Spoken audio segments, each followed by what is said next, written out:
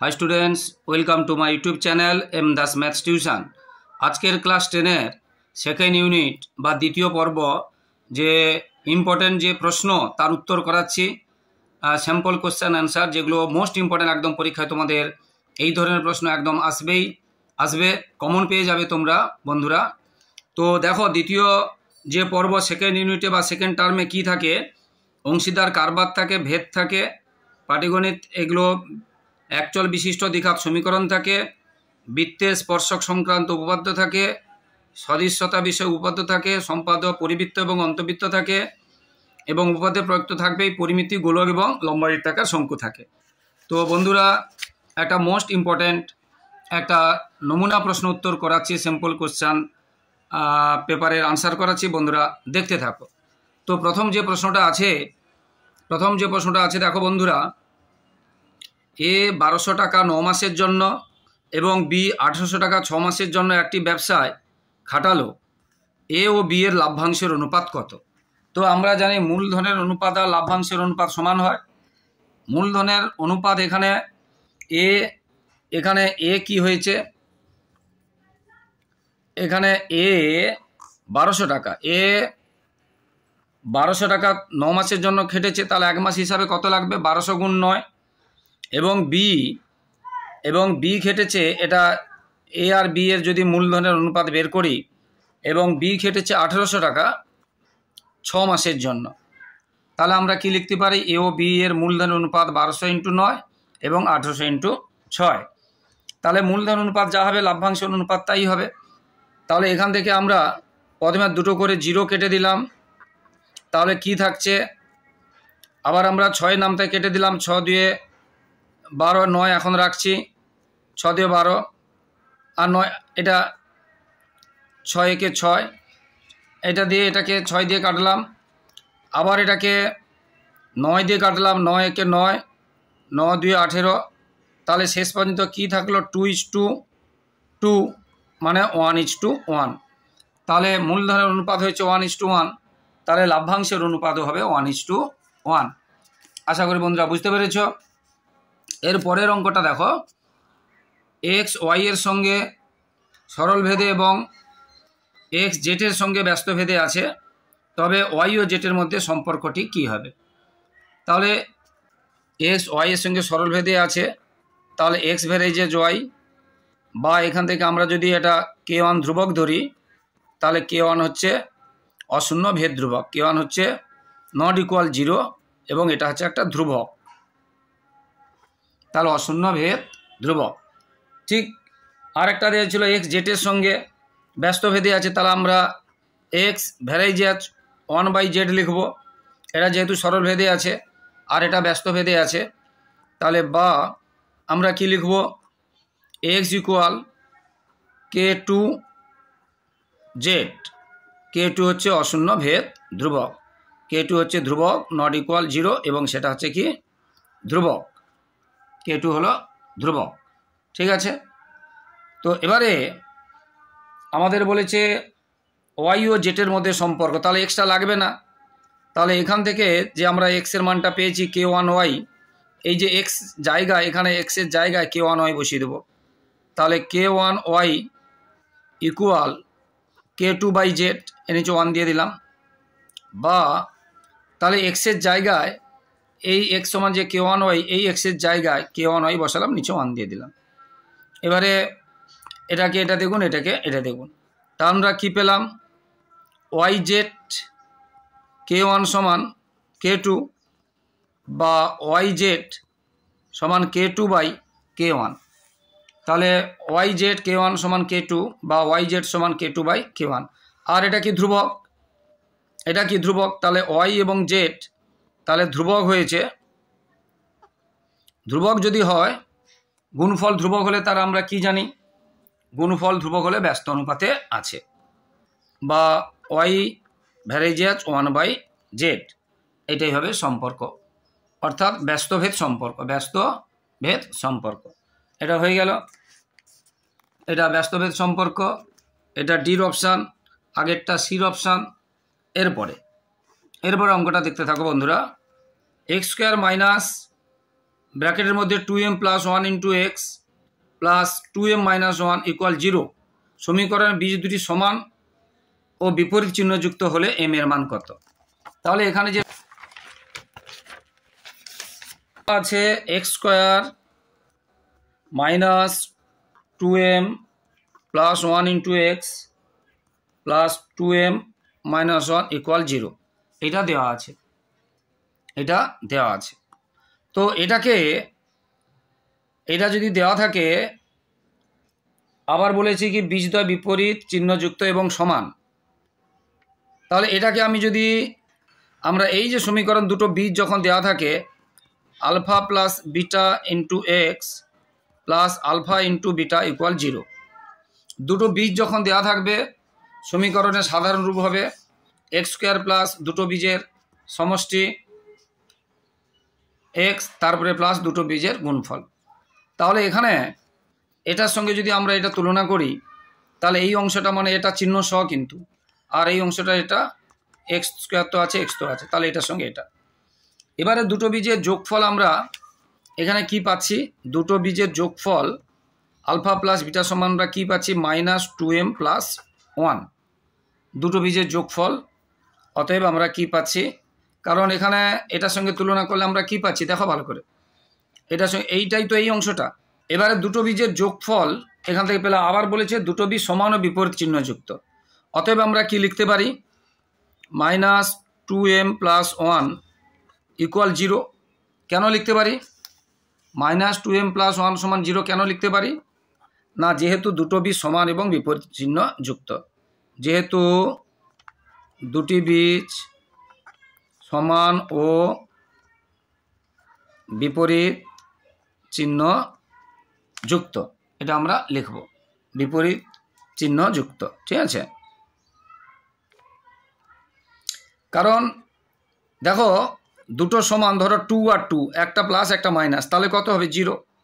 কি একটা ধরো -3 একটা 3, দেখো কি হবে 0। তাহলে দুটো বীজ সমান এবং বিপরীত চিহ্ন হলে তাদের সমষ্টি কি হয় 0 হয়। সেই জন্য আমরা এই যে আলফা প্লাস বিটা মানে এটা কত হবে 0, কারণ দুটো বীজের সমষ্টি 0, এটা বোঝানোর জন্য লিখলাম। তাহলে এখানে আমরা লিখতে পারি অতএব আলফা প্লাস বিটা সমান কত হবে 0, দুটো বীজের সমষ্টি 0 মানে অতএব আলফা প্লাস বিটা সমান হলো কত 0, ঠিক আছে। তাহলে এখান থেকে আমরা কি পাচ্ছি, মাইনাস যদি এখানে তুলি বা এখান থেকে আমরা কি পাচ্ছি, বা 2m প্লাস 1 ইকুয়াল 0, এই মাইনাসটা ওদিকে গেলে 0-র মাইনাস প্লাস কিছু হয় না, বা 2m সমান হবে -1, 2m সমান হবে -1, প্লাসটা ওদিকে চলে গেল, বা m সমান হবে -1/2। তাহলে এটাই আনসার অপশান এ।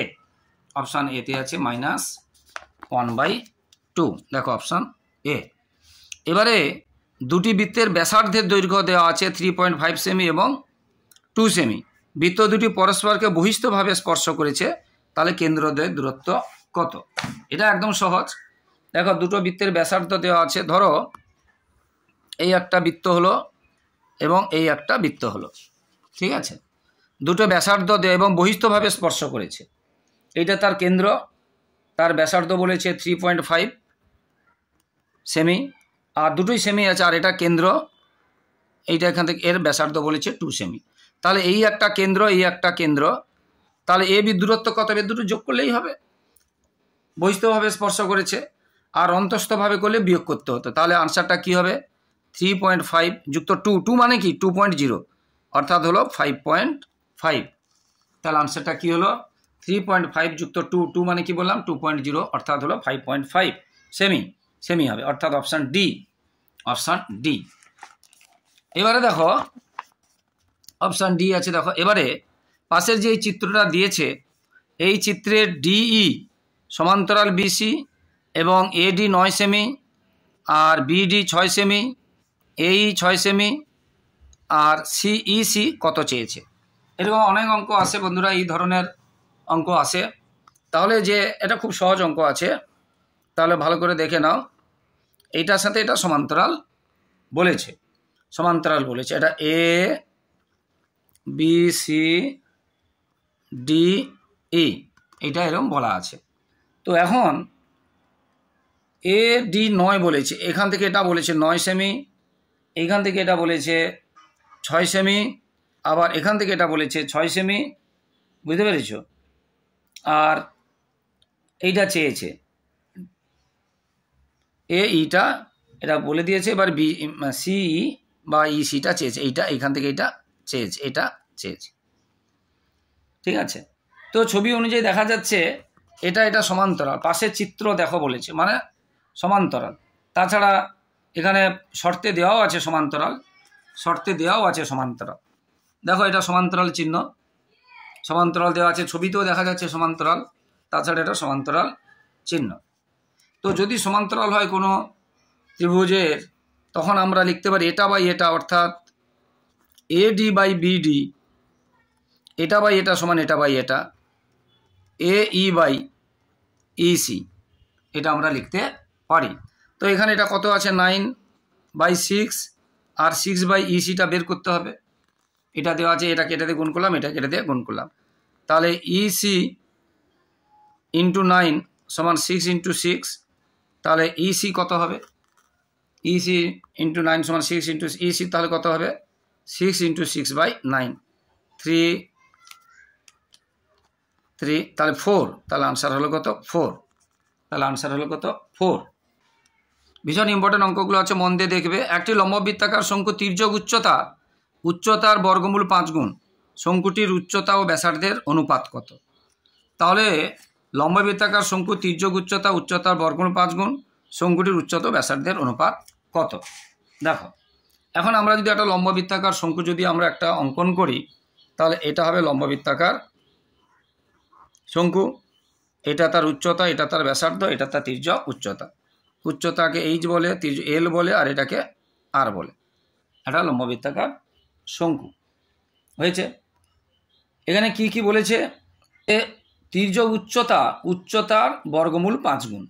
তির্যক উচ্চতা, এটাকে আমি উচ্চতাকে এইচকে যদি এক্স ধরি, তাহলে এল হবে উচ্চতার বর্গমূল 5 গুণ, একক, উচ্চতার বর্গমূল 5 গুণ। তাহলে এইচকে উচ্চতা যদি আমি এক্স ধরি, তাহলে এল হবে তির্যক উচ্চতা হবে এক্স বর্গমূল 5। এবারে তাহলে আরটা আমরা কি করে পাচ্ছি? দেখো এখান থেকে এটা একটা সমকোণী ত্রিভুজ হয়েছে, এটা একটা সমকোণী ত্রিভুজ হয়েছে। সমকোণী ত্রিভুজের ব্যাসার্ধ মানে আর, তাছাড়া শঙ্কুর আর বের করতে গেলে কি করতে হয়? এল স্কোয়ার মাইনাস এই স্কোয়ারের উপরে বর্গমূল দিতে হয়। তাহলে এখানে সেটা কি কি আছে? এখানে এল সমান কত আছে? এক্স বর্গমূল 5 তার স্কোয়ার, এইচ সমান কি ধরেছি? এক্স তার স্কোয়ার, তার উপরে বর্গমূল। তাহলে কি পাবো? বর্গমূল 5 স্কোয়ার শুধু 5 হবে, তাহলে শেষ পর্যন্ত কি পেলাম? 4 পেলাম। তার মানে কি পেলাম? 2x পেলাম। কি পেলাম? 2x একক। তাহলে আর পেলাম 2x একক। এবার কি চেয়েছে? উচ্চতা ও ব্যাসার্ধের অনুপাত। উচ্চতা x ধরেছি, তাহলে এই যে অনুপাত আর, এইচটা আমরা x ধরেছি, আরটা আমরা 2x পেয়েছি, তাহলে আমরা অ্যাকচুয়ালি কি পেলাম? 1:2। তাহলে অপশান দেখো, অপশান কি আছে? 1:2, অপশান এ। এবারে আচ্ছা আমরা একটা ছেড়ে গেছি, আর সেমি ব্যাস বিশিষ্ট গোলকের আয়তন। এখানে তো ব্যাস বলেছে, কিন্তু আর সেমি ব্যাস বিশিষ্ট গোলকের আয়তন, আর সেমি ব্যাস বলেছে এমনি। আচ্ছা এটা তো হয়ে গেল, এখানে জায়গা আছে করে দিচ্ছি। গোলকের আয়তনের সূত্র কি? 4/3 পাই আর কিউ, যেখানে আটটা হবে, এই আটটা হবে যেখানে ব্যাসার্ধ। গোলকের আয়তনের সূত্র কি? 4/3 পাই আর কিউ, আটটা হচ্ছে ব্যাসার্ধ। তাহলে এখানে ব্যাসার্ধকে ক্যাপিটাল আর বলেছে, তাহলে ব্যাসকে ক্যাপিটাল আর বলেছে। ব্যাস যদি ক্যাপিটাল আর হয়, তাহলে ব্যাসার্ধ কত হবে? তাকে আমরা কি করব? 2 দিয়ে ডিভিশন করব, 2 দিয়ে ভাগ করব। তাহলে ব্যাসার্ধ হলো ক্যাপিটাল R/2। তাহলে এই ফর্মুলাতে আমরা এই আরের জায়গায় বসিয়ে দেবো ক্যাপিটাল R/2, ক্যাপিটাল R/2 বসিয়ে দেবো, ঠিক আছে? তাহলে যেটা ছিল 4/3 পাই আর কিউ, আরের জায়গায় আমরা কি বসাবো? 4/3 পাই আর কিউ, আরের জায়গায় কি বসাবো? ক্যাপিটাল R/2, ক্যাপিটাল R/2 এর কিউব। তাহলে কত হবে? 4/3 পাই এই ক্যাপিটাল R/3/8, এই 4 আর 8 কেটে গেল 2, 3 ইন্টু 2 কত 6, তাহলে কি থাকলো 1/6 আর pi capital R Q, 1/6 pi capital R Q, এইটা থাকলো answer 1/6 pi capital R Q. ঠিক আছে, যদি এক্স ভ্যারিয়েজ 1/z এবং জেড ভ্যারিয়েজ 1/y হয় তবে এক্স ও ওয়াই এর মধ্যে ভেদ সম্পর্ক কি? এক্স ভ্যারিয়েজ 1/z বলেছে, তাহলে এখান থেকে আমরা কি লিখতে পারি? এক্স সমান k1/z, k1টা কি অশূন্য ভেদ ধ্রুবক, k1টা হচ্ছে ধ্রুবক এবং k1 নট ইকুয়াল 0, ধ্রুবক এবং k1 নট ইকুয়াল 0, এটা থাকলো। আবার দেওয়া আছে জেড ইকুয়াল জেড ভ্যারিয়েজ 1/y দেওয়া আছে, 1/y। এখান থেকে আমরা কি লিখতে পারি? বা জেড ইকুয়াল k2/y, যেখানে k2 হচ্ছে ধ্রুবক এবং k2 নট ইকুয়াল 0, ধ্রুবক এবং k2 নট ইকুয়াল 0। এখন চেয়েছে কি এক্স ও ওয়াই এর মধ্যে সম্পর্ক, তাহলে জেডটা লাগবে না, চেয়েছে এক্স ও ওয়াই এর সঙ্গে সম্পর্ক, তাহলে জেড লাগবে না, বুঝতে পেরেছ? জেড তাহলে লাগবে না, বলেছে এক্স ও ওয়াই এর মধ্যে ভেদ সম্পর্ক। ঠিক আছে, তো এখান থেকে অংশটা দেখো, যেটা প্রথমের যে অংশটা এক্স ইকুয়াল k1/z, এখান থেকে আমরা জেডের মানটা বের করতে পারি। চেয়েছে এক্স ও ওয়াই, তাহলে জেড লাগবে না, এখান থেকে আমরা লিখতে পারি বা জেড ইকুয়াল এটার সাথে এটা গুণ, তাহলে k1/x, এই অংশটা একটা দেখে নাও, এটার সাথে এটা গুণ, এটার সাথে এটা গুণ, তাহলে Z into x equal k1, তাহলে জেড সমান কী হবে? জেডের সঙ্গে যেটা গুণ থাকে সেটা নিচে হবে, তাহলে k1/x। তাহলে এইখানে আমরা যেটা বললাম এক্স ও ওয়াইয়ের সম্পর্ক চেয়েছে, জেড নেই, তাহলে জেডের জায়গায় আমরা কি পেলাম? k1/x সমান k2/y। এই যে জেটের মানটা k1/x, এইখানে জেটের কাছে বসিয়ে দিলাম, আর এটা যেমন আছে থাকলো।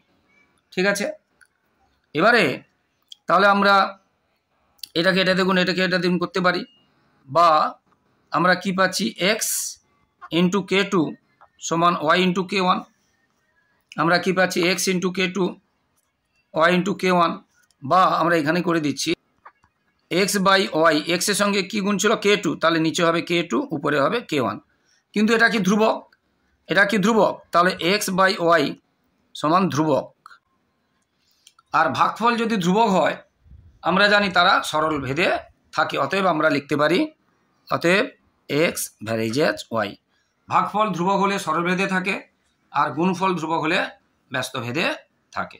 এটা হয়ে গেল। একটি বৃত্তের ব্যাসার্ধের দৈর্ঘ্য আছে 9 সেমি, কেন্দ্র থেকে 15 সেমি দূরে বিন্দু থেকে বৃত্তটিকে অঙ্কিত স্পর্শকের দৈর্ঘ্য নির্ণয় করো। তাহলে ব্যাসার্ধ 9 সেমি আছে, কেন্দ্র থেকে 15 সেমি দূরে বিন্দু থেকে অঙ্কিত স্পর্শকের দৈর্ঘ্য নির্ণয় করো। এটা খুব, দেখো মনে করো এটা একটা বৃত্ত, এটা কেন্দ্র থেকে, এটা তার ব্যাসার্ধ, এটা 9 সেমি বলেছে, এবং কেন্দ্র থেকে 15 সেমি দূরে একটা বিন্দু, মনে করো এটা 15 সেমি, এইখান থেকে বলেছে স্পর্শক, এটা মনে করো স্পর্শক, এই দৈর্ঘ্যটা চেয়েছি। তাহলে এটা বৃত্তের ব্যাসার্ধ 9 সেমি, এটা কেন্দ্র থেকে ধরো এটা কেন্দ্র, এটা বি, এটা এ বিন্দু থেকে, কেন্দ্র থেকে এ বিন্দু, এটা 15 সেমি, তাহলে বলেছে এটা নির্ণয় করতে বলেছে স্পর্শকের দৈর্ঘ্য, মানে এ বি চেয়েছে।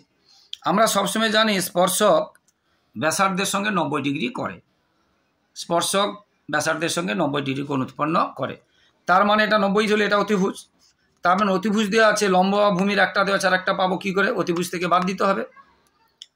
90 ডিগ্রি বিপরীত বাহুকে অতিভুজ বলে। আমরা যদি এটাকে এইরকম করে আঁকি, আর একবার করে যদি নতুন করে যদি আঁকি, তাহলে এটা হবে, মানে ধরো যে কোনো একটা, আমি এইটা 15 হবে বিপরীত বাহু, এটাকে বা এটাকে, আমি এটাকে 9 করলে এটা বের করব, বা এটাকে 9 করলে এটা বের করব, আর এটা হচ্ছে অতিভুজ দেওয়া আছে। আমরা লম্ব বা ভূমি বের করলে কী করি? অতিভুজ কার থেকে বিয়োগ করি।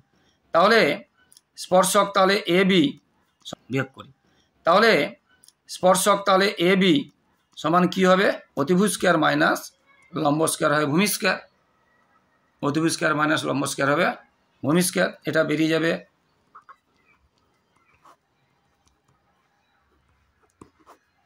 তাহলে কত হলো 12 সেমি। তাহলে কত হলো 12 সেমি, যেহেতু আছে তাহলে 12 সেমি বলতে হবে, 12 সেমি। এই শর্ট প্রশ্নগুলো কিন্তু পরীক্ষায় আসে তোমাদের, সেকেন্ড ইউনিটেও কিন্তু আসবে তোমাদের, এই অঙ্কগুলোই আসবে, এই ধরনের অঙ্কগুলো আসবে, তাই মন দিয়ে দেখতে থাকো বন্ধুরা। এরপরে একটি লম্বা বৃত্তাকার শঙ্কুর আয়তন 112 পাই ঘন সেমি এবং উচ্চতা 21 সেমি। শঙ্কুটির ভূমিতলের ব্যাসের দৈর্ঘ্য, ব্যাস চেয়েছে কিন্তু ব্যাস ডাইরেক্ট বেরোয় না, ব্যাসার্ধ বেরোয়, তাকে 2 দিয়ে গুণ করলে আমরা ব্যাস পাই। তাহলে লম্বা বৃত্তাকার শঙ্কুর আয়তন দেওয়া আছে, আমরা শঙ্কুর আয়তনের সূত্র, শঙ্কু কেমন আমরা জানি, এটা শঙ্কু, এটা শঙ্কু, এটা ভূমিতলের ব্যাস চেয়েছে, এটা পুরো চেয়েছে, এটা হচ্ছে আয়তন। আর কী দেওয়া আছে, উচ্চতা দেওয়া আছে, এইটা দেওয়া আছে উচ্চতা, এইটা দেওয়া আছে, এটা দেওয়া আছে উচ্চতা দেওয়া আছে 21 সেমি। আর ব্যাস চেয়েছে একদম এখান থেকে এইটা চেয়েছে, ঠিক আছে। তো এখন আয়তনের সূত্র আমরা কি জানি, শঙ্কুর আয়তনের সূত্র 1/3, শঙ্কুর আয়তনের সূত্র কি 1/3 পাই আর স্কয়ার এইচ, 1/3 পাই আর স্কয়ার এইচ সমান 112 পাই। এই 112 পাইটা দেওয়া আছে, তাহলে এখানে পাই কেটে দিলাম। আবার এইচটা কিন্তু দেওয়া আছে 21, তাহলে 1/3 ইন্টু আর স্কোয়ার ইন্টু 21 সমান এটা 3 দিয়ে যদি কাটি 3 × 7 = 21। এবারে আর স্কোয়ার সমান কত হবে, এই গুণটা এদিকে চলে যায়, এটা হবে, এটা যদি আমরা ভাগ করি 7 × 7 7 × 6 = 42, তাহলে কত হলো আর স্কোয়ার 16, তাহলে আর সমান কত হবে বর্গমূল 16 সমান 4। এখানে মাইনাসটা নেব না, ব্যাসার্ধ প্লাস মাইনাস দিতে হয় বর্গমূল করতে গেলে, কিন্তু এখানে যেহেতু ব্যাসার্ধ মাইনাস হতে পারে না, তাহলে প্লাস মাইনাস নিলাম না। তাহলে ব্যাসার্ধ কত বেরোলো 4 সেমি, কিন্তু ব্যাসার্ধ চায়নি, চেয়েছে ব্যাসের দৈর্ঘ্য, চেয়েছে ব্যাসের দৈর্ঘ্য, অতএব ব্যাস কত হবে 2 × 4, তাহলে 8 সেমি। এই সেমি কথাটাও কিন্তু দিতে হবে 8 সেমি। তাহলে আশা করি বন্ধুরা বুঝতে পেরেছ, এইভাবে অঙ্কগুলো আসে পরীক্ষায়। এরপরে দেখো কি আছে, একটি নিরেট অর্ধগোলকের সমগ্র, ভীষণ ইম্পর্টেন্ট প্রশ্নগুলো কিন্তু আছে তোমাদের, কিন্তু এইগুলোর মধ্যে থেকে তোমাদের স্কুলের যে কোনো স্কুলের, ওয়েস্ট বেঙ্গলের যে কোনো স্কুলের মধ্যশিক্ষা পর্ষদের বোর্ডের এখান থেকে কিন্তু কমন পেয়ে যাবে। এই ধরনের প্রশ্ন আসে টেস্টে এবং মাধ্যমিকে এবং তোমাদের সেকেন্ড ইউনিটে। টেস্টেও আসে, মন দিয়ে শিখবে, মাধ্যমিকেও আসে, তাই বলছি মন দিয়ে শিখে নাও। একটি নিরেট অর্ধগোলকের সমগ্র তলে ক্ষেত্রফল দেওয়া আছে, তাহলে ব্যাসের দৈর্ঘ্য চেয়েছে নিরেট অর্ধগোলকে। এইটাকে যদি আমি অর্ধগোলক করি, অর্থাৎ এই পুরো এটা গোল ছিল, পুরো গোলকের সমগ্র তলে ক্ষেত্রফল হচ্ছে 4 পাই আর স্কয়ার। তাহলে এইটা দেখো, এইটা একটা পুরো যদি গোলক হয়, এটা তার অর্ধেকটা, পুরোটার ক্ষেত্রফল 4 পাই আর স্কয়ার, তাহলে অর্ধেকটা কত হবে 2 পাই আর স্কয়ার, এই দিকেরটাও হবে 2 পাই আর স্কয়ার, এটা হবে। আবার এই অংশটা যখন কাটবো, একটা তরমুজ, এই পুরো অংশটা তো সবুজ গ্রিন, যখন কাটবো একটা গোল বৃত্তের মতো লাল অংশ বেরোবে, এই অংশটা, এই অংশটা একটা বৃত্তাকার অংশ, এইটার ক্ষেত্রফল হবে পাই আর স্কয়ার। অর্থাৎ অর্ধগোলকের ক্ষেত্রফল হবে এটা এবং এটা, বা এটা এবং এটা, 3 পাই আর স্কয়ার। মূল কথা, এত কথার মধ্যে অর্ধগোলকের ক্ষেত্রফলের সূত্র কি 3 পাই আর স্কয়ার। অর্ধগোলকের ক্ষেত্রফলের সূত্র কি 3 পাই আর স্কয়ার, এটা কিন্তু মনে রাখতে হবে। এবং সেটা বইতে কত দেওয়া আছে, বইতে দেওয়া আছে 1848 বর্গ সেমি। তাহলে এইটা সমান দেওয়া আছে 1848 বর্গ সেমি। তাহলে ব্যাসের দৈর্ঘ্য চেয়েছে, ব্যাস চেয়েছে, কিন্তু পাইয়ের মান আমরা জানি 22/7, তাহলে 3 × 22/7 আর স্কয়ার সমান এটা থাকলো। তাহলে আর স্কয়ার সমান কত হবে, তাহলে আর স্কয়ার সমান কত হবে, যেগুলো গুণ থাকে সেগুলো ভাগ হবে, আর যেগুলো ভাগ থাকে সেগুলো গুণ হবে।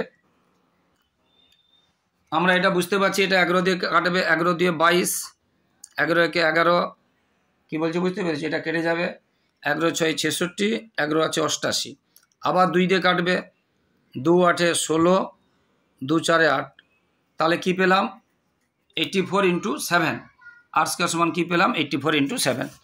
তাহলে আর সমান কত হবে 84 × 7 এর উপরে বর্গমূল, আর স্কোয়ার সমান দেখো এটা কেটে কেটে কী পেয়েছি 84 আর 7 পেয়েছি, এটা কেটে 84 7 পেয়েছি, তাহলে আর সমান কত হবে আর স্কোয়ার পেয়েছি, আর সমান এটা। এবারে 84কে আমরা 7 দিয়ে গুণ করে ভাঙতে পারি অথবা আমরা ডাইরেক্ট ভাঙতে পারি। একটা যেহেতু একটা 7 আছে, একটা 7 যদি ভাগ করি, বুঝতে পেরেছ? সরি আমাদের একটু ভুল হয়েছে, এখানে একটা 3 এখানে কিন্তু আছে এখন 3, তারা 3 দিয়ে এটাকে কেটে দিই। 3 2 6 3 8 24 28 পেয়েছি। তাহলে এটা 84 হবে না, এটা হবে 28, এটা হবে 28, কারণ এখানে 3 একটা কাটতে ভুলে গেছিলাম, এই 3 দিয়ে কাটতে ভুলে গেছি। তাহলে 3 দিয়ে 84কে কেটে দিলাম, 3 দিয়ে 84কে কাটলাম, 28 হলো।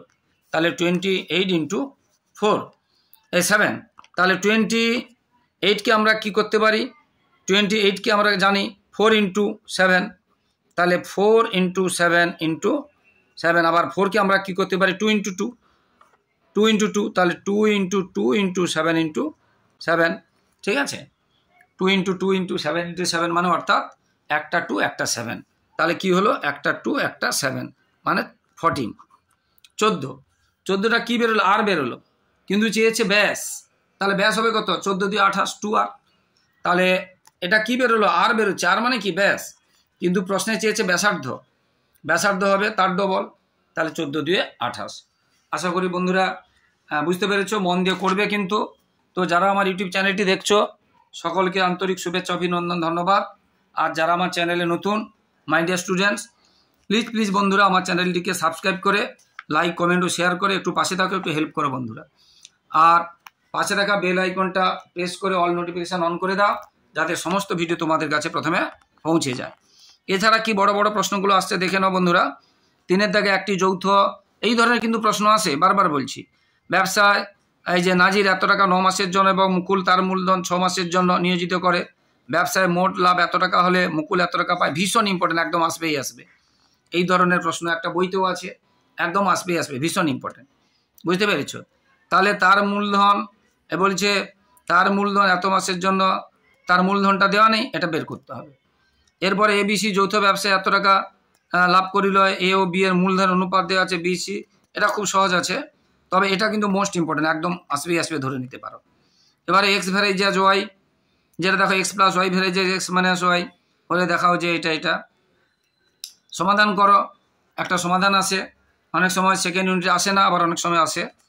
প্রমাণ করো, জ্যামিতি থেকে দেখো সমকোণী ত্রিভুজের সমকোণিক বিন্দু থেকে অতিভুজের উপর লম্ব অঙ্কন করলে যে দুটি ত্রিভুজ উৎপন্ন হয় তারা পরস্পর সদৃশ্য, ভীষণ ইম্পর্টেন্ট। অথবা এটা বৃত্তের বহিস্থ কোনো বিন্দু থেকে যে দুটি স্পর্শক অঙ্কন করা যায় তা বৃত্তের কেন্দ্রে সমান কোণ উৎপন্ন করে বা সম্মুখ কোণ দুটো সমান, এটা দেখো ভীষণ ইম্পর্টেন্ট, এটা আসবে, এইগুলো আসে। এবারে 3 নম্বরে আছে ট্রাপিজিয়ামের এ বি সমান্তরাল সিডি, দেখে নাও বন্ধুরা প্রয়োগ, যেটা প্রয়োগ, অনেকে বলে কোথা থেকে আসবে, কিচ্ছু নয়, কোথা থেকে আসবে জানার দরকার নেই। 7-8টা প্রয়োগ করলে 100-এর 100% তোমাদের সেকেন্ড ইউনিটে লাগবে, টেস্টে লাগবে এবং মাধ্যমিকে লাগবে, মাত্র 7-8টা প্রয়োগ করতে হবে। তার মধ্যে এইগুলো একটা আছে, বিভিন্ন সাজেশানে আমরা দেব, বিভিন্ন এরকম নমুনা প্রশ্ন করতে গিয়ে আমরা বলবো, তাই দেখতে থাকো। এবারে একটি ত্রিভুজ অঙ্কন করো, 3টি বাহুর দৈর্ঘ্য দেওয়া আছে, তার অন্তবৃত্ত অঙ্কন করতে হবে। এবারে অন্তবৃত্তটা ইম্পর্টেন্ট, কম 2025 সালে পরিবৃত্তটা আসতে পারে। এবারে এত সীম বাহুবিশিষ্ট সমবাহু ত্রিভুজ অঙ্কন করে তার পরিবৃত্ত, এই যে পরিবৃত্ত আসতে পারে যেটা বললাম। এবারে ত্রিকোণমিতিতে দেখা তাঁবুর অঙ্কটা মোস্ট ইম্পর্টেন্ট, একটি লম্ব যে শঙ্কু, যেটা বৃত্তাকার যে শঙ্কু তা তাঁবুতে 11 জন, এটা বইতেও আছে, বুঝতে পেরেছো? এই ধরনের অঙ্ক বইতেও আছে, তাঁবুর অঙ্ক এতজন থাকতে পারে।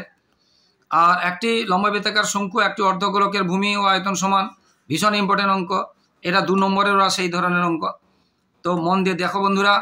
তো যারা আমার চ্যানেলটি দেখছো সকলকে ধন্যবাদ, যারা আমার চ্যানেলে নতুন প্লিজ বন্ধুরা একটু সাপোর্ট করো, একটু লাইক কমেন্ট ও শেয়ার করো এবং আমার চ্যানেলটিকে সাবস্ক্রাইব করে একটু পাশে থাকো বন্ধুরা, প্লিজ বন্ধুরা একটু হেল্প করো। সবাই খুব ভালো থাকো, সবার ভবিষ্যৎ ভালো হোক। তোমরা পরবর্তী ভিডিওগুলো দেখতে থাকো। এর আমরা রবিবারে হয়তো সাজেশান দিয়ে দেবো, 2-1 দিনের মধ্যে সাজেশান দিয়ে দেবো, সেকেন্ড ইউনিটের সাজেশান, দ্বিতীয় পর্যায়ের সাজেশান দিয়ে দেবো বন্ধুরা, তাই ফলো করতে থাকো এবং আগের ভিডিওগুলো দেখতে থাকো, তোমাদের নিশ্চয়ই উপকারে আসবে। জয় হিন্দ, বন্দে মাতরম।